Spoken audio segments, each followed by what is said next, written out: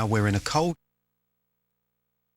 Nationwide fell for the third straight month in November.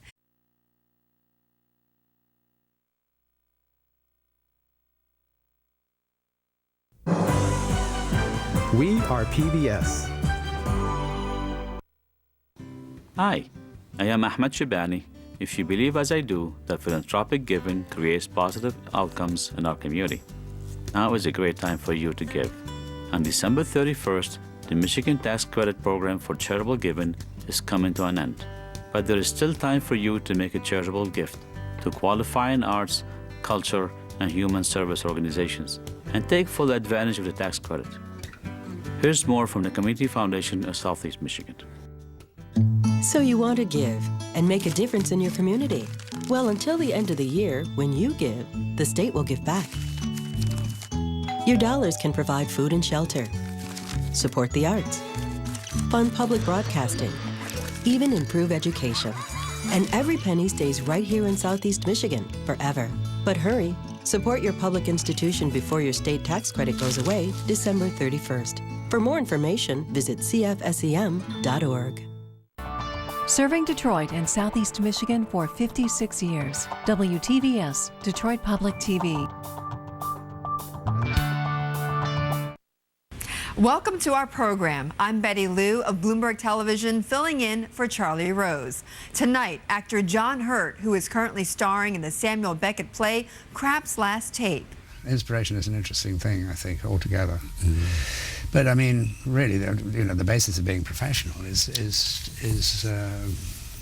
not so much being on time and all the things that people like to talk about. It's being able to deliver when you really don't feel like it. That, to me, is the ultimate perfection. That's a real test, isn't it? That's a test. That's it. And Zhang Xin, CEO of Soho China. Remember, we get to where we are by privatizing everything, not by states owning everything. But that's where it is. Real estate happens to be one of the most liberated industries. There's hardly any state-owned companies. There are a few, but largely not. But many other industries are still too much controlled by the government, too much state-owned. Charlie's conversations with John Hurt and Zhang Xin when we continue. Funding for Charlie Rose was provided by the following.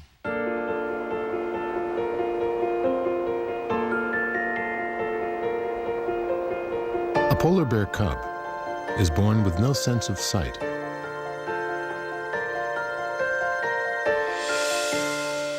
We're helping ensure they're born with a sense of home. Details on limited edition Coke cans and caps on how to join Coca-Cola in helping to create a safe refuge for the polar bear.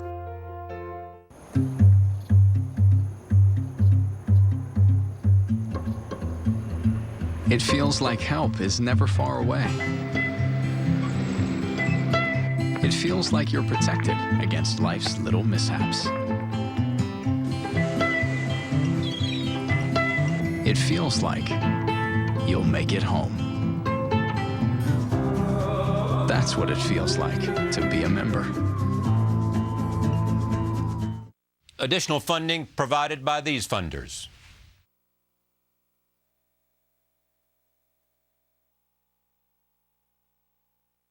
And by Bloomberg, a provider of multimedia news and information services worldwide.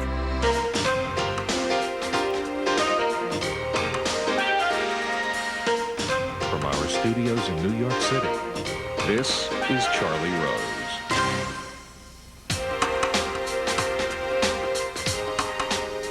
John Hurt is here. He is an actor famous for his diverse and masterful performances in theater and on film. He has tackled everything from A Man for All Seasons to the Harry Potter movies. He's been nominated twice for an Academy Award for The Elephant Man and Midnight Express. Director David Lynch once called him simply the greatest actor in the world. Here is a look at some of his memorable performances. Help me. How? Employ me. No. Employ me. No.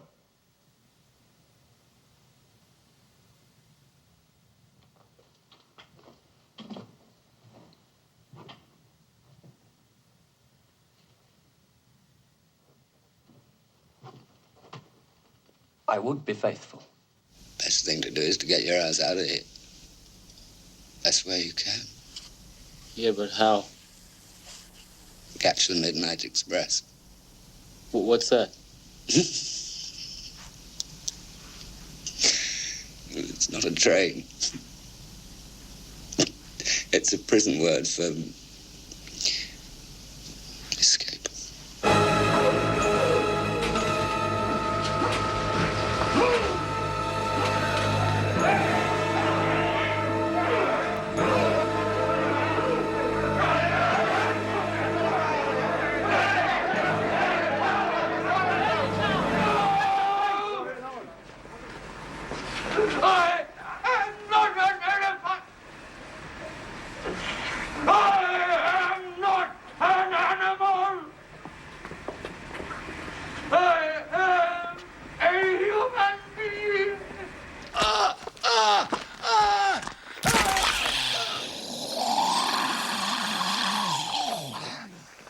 Oh, no.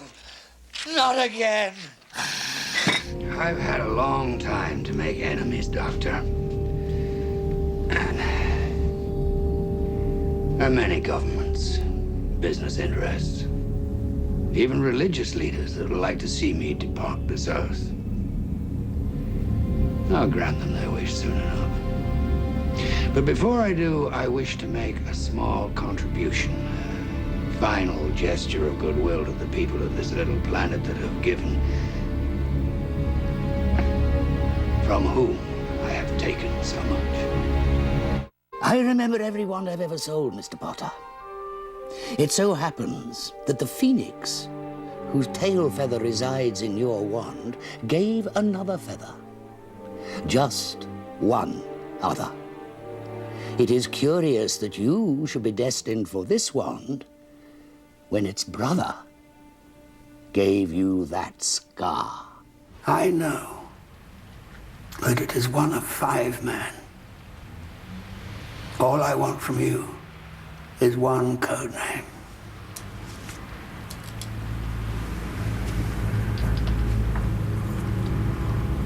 Alaline. Tinker. Aiden. Kayla. This latest project is Samuel Beckett's one-man play called Krapp's Last Tape. It portrays an embittered writer who makes the occasion of his 69th birthday by listening to a recording of his 39th-year-old self. Here is a look. Everything there. Everything.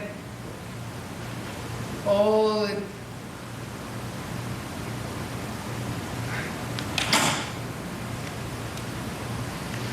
Everything there. Everything on this old muckball. All the light and dark. Famine, feasting of the...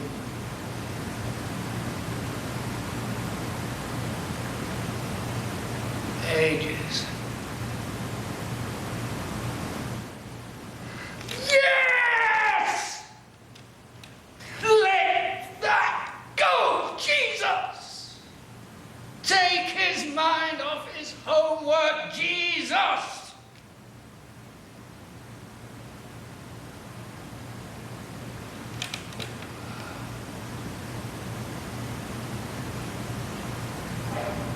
Oh, well.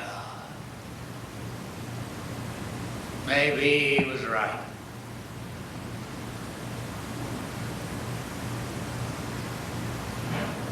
Maybe he was right. I'm pleased to have John Hurt back at this table. Welcome. Good to see you. Delighted to be here. You own this role. Oh, I don't know. Well, that's a wonderful thing to say. It's it has had certain reviews that said definitive, but I know very well that it can't be definitive. But I do feel very, very close to it. Yeah. Was it in any way autobiographical for Beckett? I treat it as such. In fact, I contrive to look rather like him. You do look like him. As much like him as possible. Nobody can quite look like that wonderful... Well, but it's a craggy everything. A real eagle of a face, yeah. But I contrive to look like him for that reason, because it's in a sense it's there, but for the grace of God go I, you know. And what do you like about it? Well, the thing, it's wonderful writing. Right. It is wonderful writing. Start there. And it has, yes. Let's start there. Yes. And that's always exactly. that's my springboard for anything. Anyway, I'm a big writer's man. I know you are. So begins with the text. It does begin with the text, and even when people do improvisations and so on, I never think that actors do it as well as a good writer, quite honestly. So, yes. Even if you think you own it. Yeah. I'd still rather leave it to Sam Beckett. Yes. Yeah. So that's to start with. Secondly, there's a magic with Beckett, with an audience. Mm. It's interesting seeing that bit of a film. I adored working with Atom Egoyan and so on, and it was the same production. But I never felt the same with the film that I did when it's on stage. There's a connection between the audience and the performer. I find that is almost impossible to put your finger on, but it's very palpable. Talking to a camera is just not like talking to an audience. Not at all. No. And Beckett writes so distinctly for the theatre that even though you can take it, you can do all the things you think you can do. You can take it down. You can use your common sense. You can make it into something which is just between you and the lens and so on. But it requires an audience. What is Beckett telling us about a man at 69 who on his birthday listens to tapes, and then there is one on his 39th birthday which reminds him of a romance? Well, in a sense, he's talking about a man who made a fatal mistake. He's talking about regret. Right. And he's talking about remorse. Right. And to a certain extent, anger. Though in this production, I've tried to veer away from too much straight anger, because it's such a boring emotion. Mm.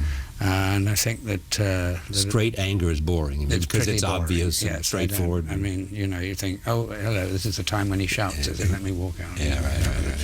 Right.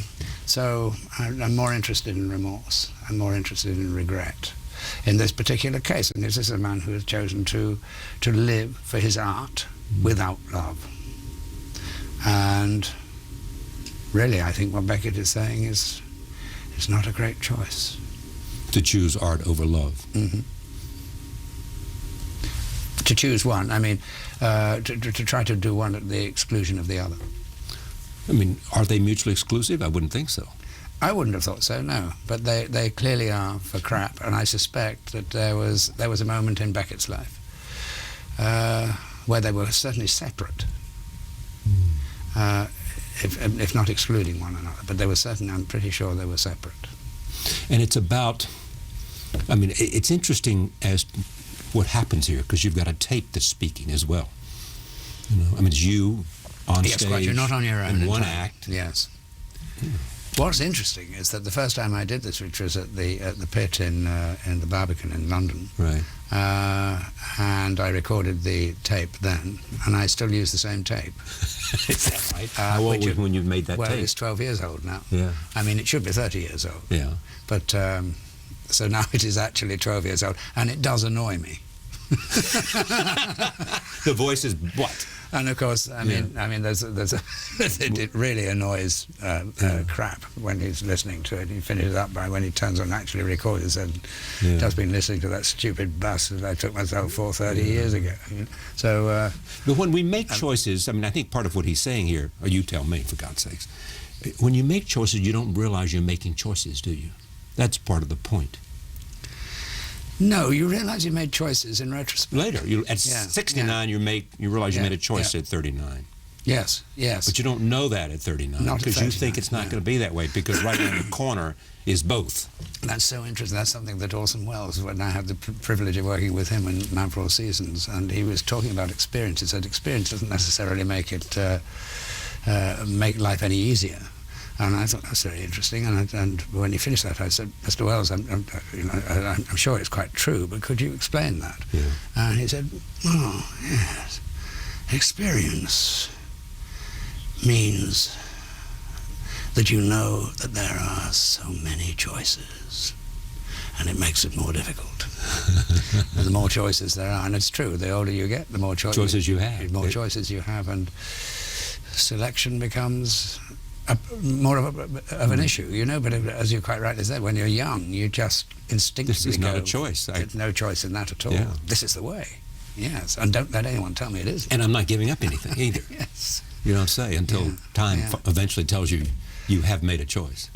Quite, yes. Yeah. You suddenly realize, my God, and you hope they were the right ones. Well, have you experienced this yourself? I mean, you've always had a great love in your life most of your life. You've had tragedy as well. Yes. You know. But, I mean, have you made sacrifices for your creative art that you gave up something? It's a very good question. I mean, I think I thought I did. Really? I don't know. I mean, yes, I've but you heard gave up art for love, I've heard myself say that my work comes before our relationship. I'm sorry? I've heard myself say You said it in your inner somewhere. No, I said it aloud. You said to her. You said to her. And you said to her. Talking of regret, if I have any regret, it's in those areas. It's in those areas because it's that is nonsense. But see, that's a nonsense. But it didn't seem like at the time. How did you approach this? I mean, and how do you still approach it? And how do you make it fresh? Oh, that's a tough one. I mean, it's always it has to be fresh. Yeah, indeed. But it's just that you have to get your that part of your mind which is a muscle, which is the theatrical muscle. That's right. You will have to go back to the beginning every time. It's never the same. It's never ever the same. And because your life, once you enter into the play, it's you're going down something new every time. I mean, it's seemingly so. Of course, it isn't. And it's incredibly researched in a sense over rehearsal. It is. I mean, from my point of view, there's hardly a stone unturned. You always begin with the text, though, and you just read it and reread it and reread it. Well, if you can, I think that's the best possible way to learn a part, because it just because this isn't particularly long verbally. A lot of it is on tape. Right. I never had to learn it, so it's to use that very overused words, it becomes quite organic, you know. Yeah. Which is, I think, is the preferred way of doing it. But has one role that you have played been more difficult than in all of them in terms of getting your hands around it and your brain around it and your talent around it? Well, there's an easy answer to that, which is that the most difficult roles are the worst written. Exactly. Yes. You've said that. That is. I mean, it's a bit like asking. A writer can make it a lot easier for you, can he? It's like asking a jockey to win the race on a donkey. You know. Tough, but so that's. But of course there are great roles that provide difficulties. They usually provide difficulties when they're outside of your actual ability, and you have to find a way of bringing it inside your ability. How does Beckett make it easy? I mean, what is it about his writing that makes it easier? It's hard to answer that. I mean, but I've only done the one Beckett. Right. But you've known the other Becketts. I've known the others, but I've never played them, so I don't know what it would be like on the rehearsal floor. You know, that would be a whole different experience from knowing it and seeing your friends playing it and so on. You know, because the Gate Theatre also does a wonderful Waiting for Godot. It's fantastic, and I've seen that a few times. It's wonderful. It's absolutely wonderful. But I don't know what it would be like if I was playing Estragon or Vladimir or one of the tramps, you know. But certainly playing this one is. I treated it like anything else, really. And I'm surprised you played. I don't think there's a way to do Beckett. Put it that way. I responded to the play, and I was allowed to do it the way I responded to it. That goes with you. That goes with me. Yeah, well, I mean, the directors respect you, and they want you to Well, it's difficult. I mean, if you're doing a one-man piece, then you're not likely to ask somebody to do it if you want that person to do something that they wouldn't have thought of. Yeah, but you see what I mean? I do. You're not likely to put another concept onto that performer. Did you want to know how autobiographical this was for Beckett? Did you want to know that, or is the text enough? I just guessed it was, and I think it was. I mean, but I mean, did you want to know what the relationship was and what had happened? And I mean, if I was an actor, I'd want to know all of that. Well, I do know certain things. I know that the great experience of the propeller whirling and so on, which drives him crazy in the play, that actually did happen. That did happen to Beckett, and was a turning point, I believe. But I don't want to know more than that. No, I don't want to know more than that, really, because it becomes lots of peripheral information which isn't particularly interesting, and it takes you. As I say, the script is a magnificent piece of writing, and that is the springboard, and the rest of it is imaginative, and I think it has to be. It does for me, I think. You mentioned turning point. Was the Naked Civil Servant a turning point for you? Oh, definitely. Yeah, that was. Because all of a sudden you... Well, it's just suddenly it was a piece that changed the audience's perception of me and the business's perception of me at the same time. And gave you options. And put your peg up. Just gave you a leg up, really. Yeah. It's what you call a break. Yeah. And the Elephant Man? Break. Good old-fashioned break. The Elephant Man? The Elephant Man was another break. Yeah. Yeah. How many breaks do you get? That's why they say break a leg before you start. How many breaks do you get? Yeah. I don't know. How many do you need, really? I know. Well, one, I think, is... Yeah. You know, then you can, you know... If you find a place to stand, then you should be able to move the world.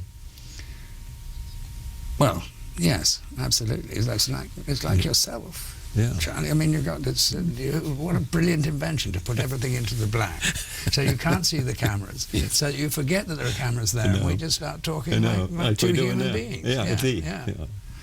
I mean, brilliant. You know how what a break! So, The Elephant Man, tell me about that, because the last time you were here, we didn't explore all of these characters. How can you sit there, and how long did it take you to get made up in that? 6 or 7 hours? We honed it down to 7 hours. Yeah. Honed it down. We honed it down to 7 hours. Well, you have to remember that prosthetic makeweup was in its infancy at that time, and it was actually there's a whole story behind that too. Which is? Well, David Lynch who had done that extraordinary and brilliant piece called Eraserhead, and he made made a baby in it, which squawked and squealed sort of slightly in the background and so on. It was, and so therefore they gave him the go-ahead to make to do the makeup for the Elephant Man, which didn't really work because it was like a mask. And David's the first to admit it just didn't work because there wasn't any way we could use it. And this was very late because we were about to start going, so it went to Chris Tucker, who's a wonderful makeup artist. And in 6 weeks we got that together, which was something which you would normally take 6 months to do. And the only thing is that it was 22, 24 different prosthetic parts all fading away to nothing, you know. Incredibly difficult to put on, and it's never as difficult as that now. It wouldn't be as difficult. I mean, the same makeup would probably be about 3 hours now, but it was 7 hours. Was this another case in which the text was so good that, you know, that the text gave you an opportunity to get inside the soul of this? It was a fabulous script. Yeah. It was a fabulous script. Yes, it really was. And oddly enough, it was produced by Mel.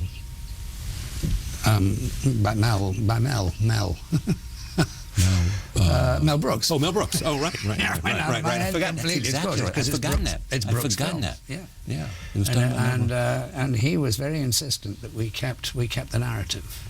And he was very insistent that we had what he called the Pinocchio scene, which was the reprise, and so on, when the Elephant Man goes off to Europe and comes back again, which is something which David's never had before, and it happened before or since, in actual fact. So it's a very structured film.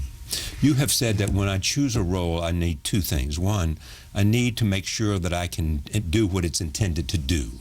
You know, that sense of if it's Harry Potter, it's intended to do something different than if it's the Elephant Man. Yeah, my actual criteria is I say that it's the film must stand the chance of succeeding on the level that it is intended to succeed. That's much better than I said. Oh, please!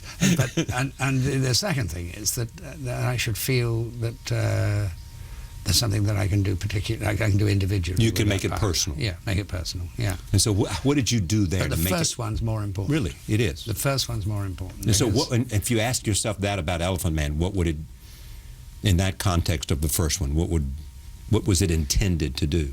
Well, I think it's very clear, the script. It's a very moving. Of what it means to be. Yes, what it means to be different. It is a representation of that which is misunderstood in all of us.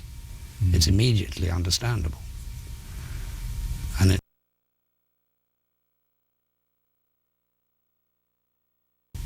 well, I knew that there was something I could do with it, and I was intrigued by it because I thought, well, you know, if you wanted to be real, as dear Quentin would say, real. Yes, he would. Nothing is real, and he's quite right. And nothing is real. Yeah. Nothing is completely real. But you can create a reality, and you can, and that reality is what works for the duration of that piece.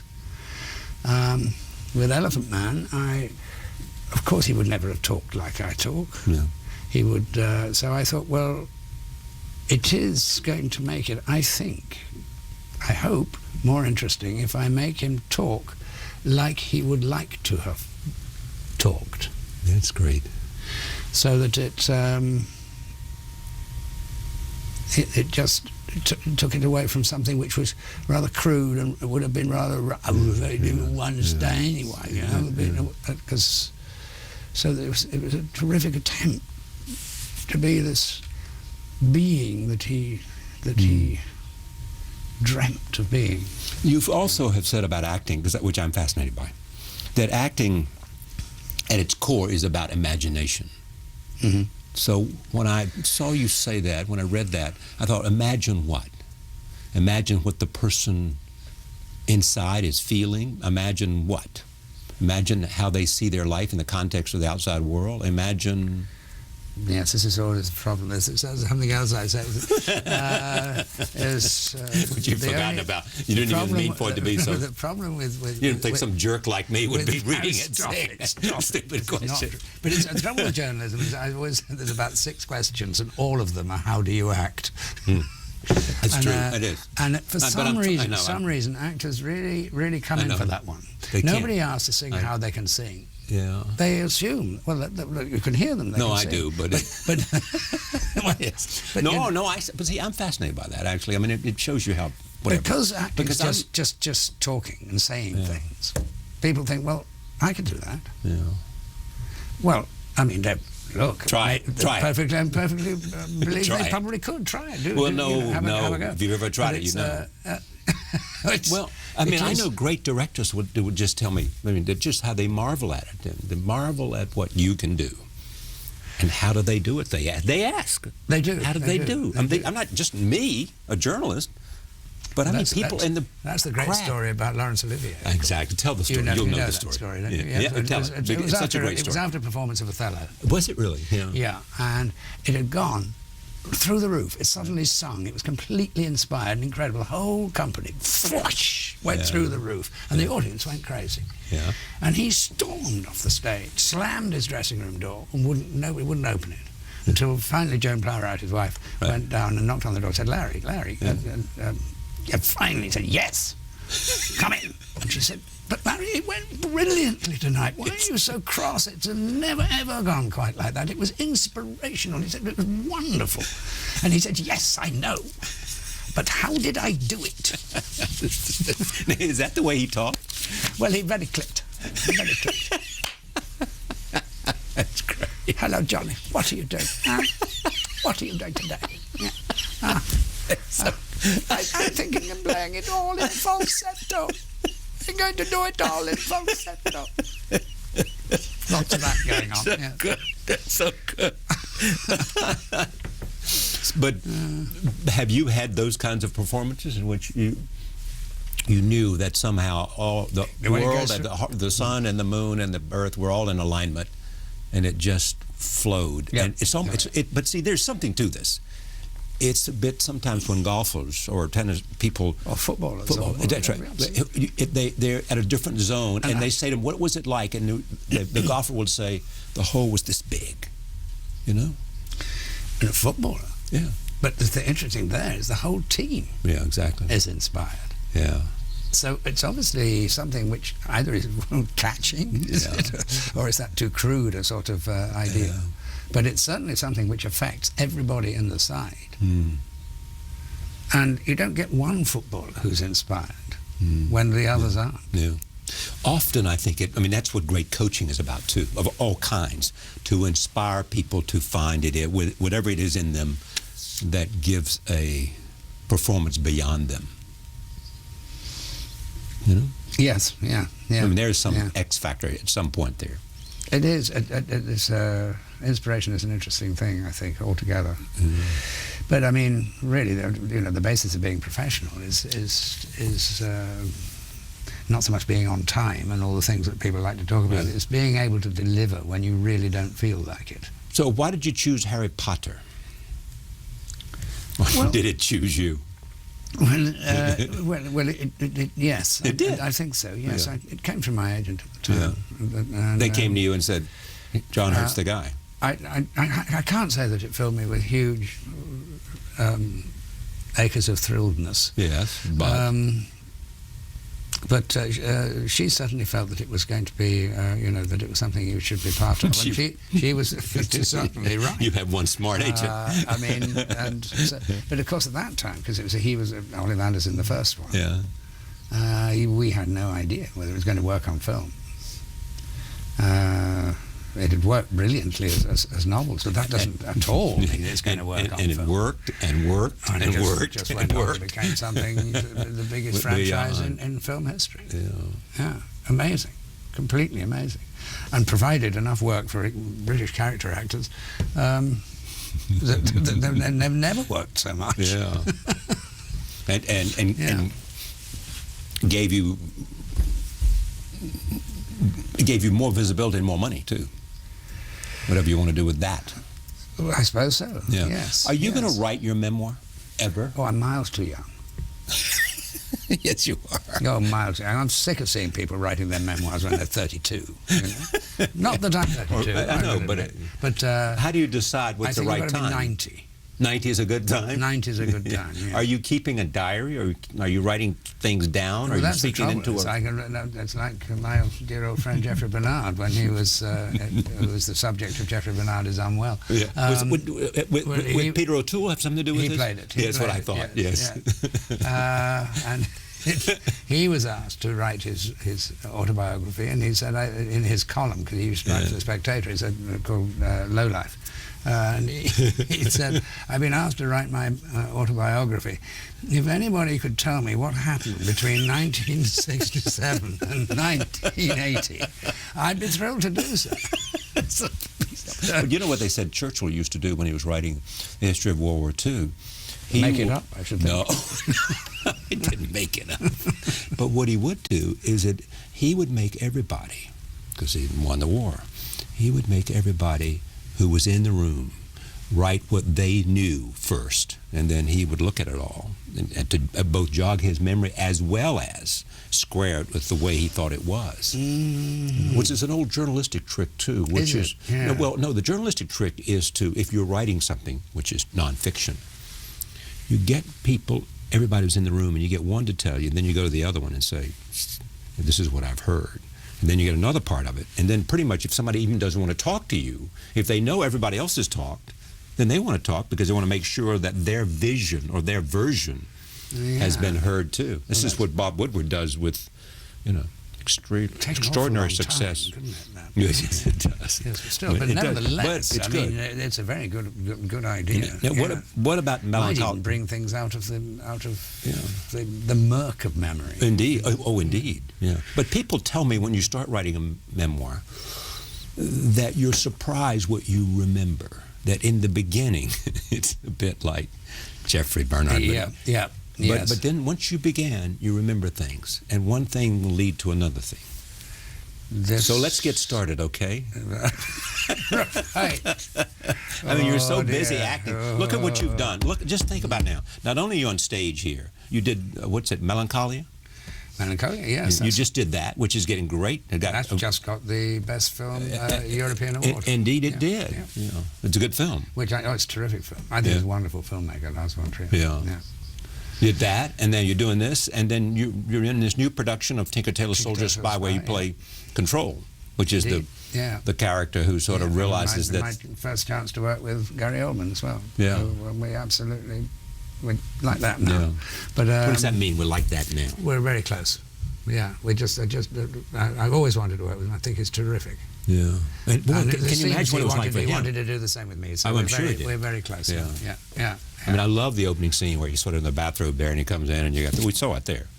You know. Yes. But how difficult is that for somebody like Gary Oldman, because Alex Guinness had, quote, owned the role. He had owned the role, yes, no question, and a lot was said to it. And I mean, Gary just stuck really to the principle that you can't be definitive. It's not, that isn't possible. And I can't look at him. Otherwise, there would only be one Hamlet. Right, exactly. But there aren't. We've all of us in our lifetime seen several Hamlets, and several of them were wonderful. And what was the best you ever saw? Well, the first one, of course, which was Richard Burton. Was it really? Richard Burton. You know, that's on tape. They taped it, and you can get it. It's fantastic. It is. Why do you think it's the best one? I mean, but your pal Larry did it as well. Yes, he did. And he's not a natural Hamlet. But something about Richard is a natural Hamlet. What is it? Well, he vocally he's absolutely brilliantly equipped for it, because he doesn't have to project at all. I mean, he had the greatest English-speaking voice you could think of. When you're talking to Richard, I mean, of course, when you could start booming, and so. But if you said to him, like we did in 1984, the film in 1984, Michael Radford said, I don't want the Burton voice. He said, I just want you. I want you to play it. And so I said, oh, thank God. So, but he takes his voice down to nothing. But with a microphone, it's still the most fantastic instrument. Yeah. And it's a great instrument for Hamlet, because it so demonstrates his internal feelings. I mean, you can look at Hamlet a million different ways. There are all sorts of extraordinary productions. Why is that? Now, but I just because Shakespeare. But I don't know. For me, I mean, a lot of it. I mean, it is said that nothing will be better than the first one you see. But mind you, I was pretty lucky. The first one you saw was Burton. Richard Burton and Claire Bloom playing Ophelia. Yeah. Wow. And it took me a long time to see the best Polonius, and that was Michael Bryant in the end, but in Daniel Day-Lewis's Hamlet. But Michael Bryant was sensational as Polonius. It suddenly became a really dangerous, older politician, and a real misogynist, and God, it was brilliant. And it's all there. It's all absolutely in the text. What's the best Macbeth you've ever seen? I have to say, for me, it was McKellen. Oh, yes? I have to say. Why do you say I have to say? I have to say, I have to take my hat off to you, Ian. I have to, after saying rude things about you Yes, before. You did. You know what you said. Yeah. But I did think he was wonderful, and I thought Judi Dench was absolutely staggering as the lady. Yeah. Othello? I haven't seen many. Really? No. And the best I've seen is, I suppose, Larry, but I found it difficult. Olivia, that is, yeah. I mean, I found it a bit difficult. I found it a bit... You know what you are? You're a great mimic. I mean, some people have said that actors, the best actors, have the ability to their ear is so good that they can hear somebody else's voice that goes right into their own voice. You can do that. I never thought of myself as a mimic. You don't? No, I never have. I mean, just what you did with the clip, Larry, that clip thing. Or Burton, you went right into Burton. Oh, yes, I suppose, yes. You can do that. Yeah. Mm. Yeah.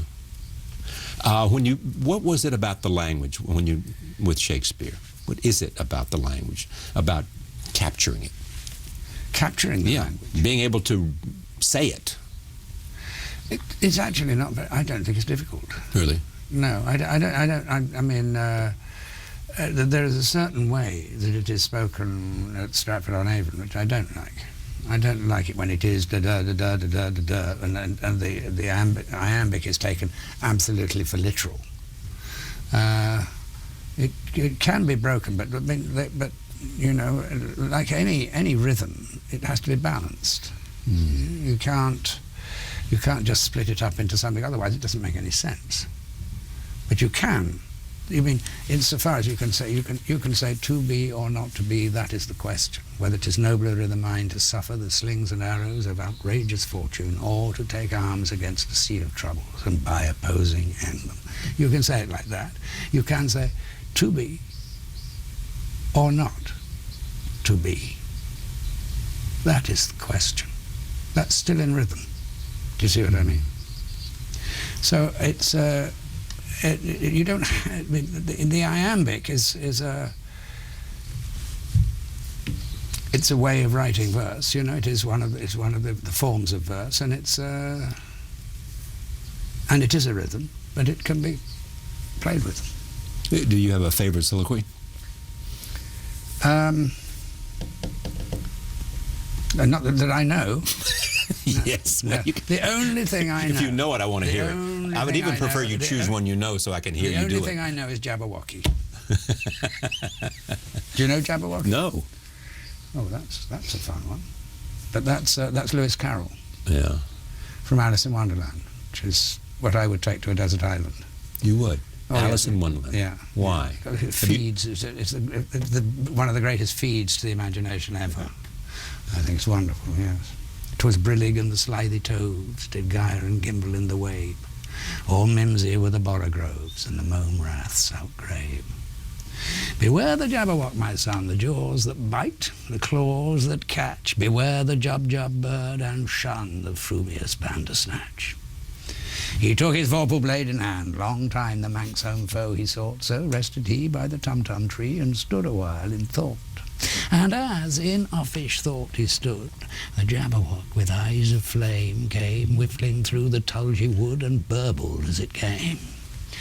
1, 2, 1, 2, and through the vorpal blade went snicker-snack. He left it dead, and with its head he went galumphing back.